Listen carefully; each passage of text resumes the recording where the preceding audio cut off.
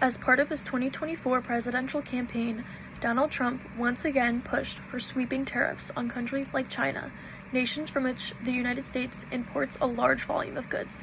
He claimed that these tariffs wouldn't hurt American consumers, but instead would be paid for by the countries being targeted.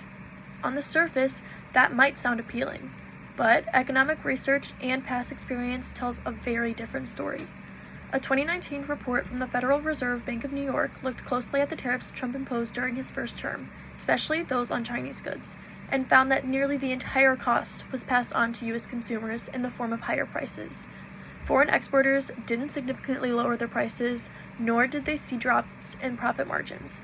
In other words, American businesses and families ended up footing the bill.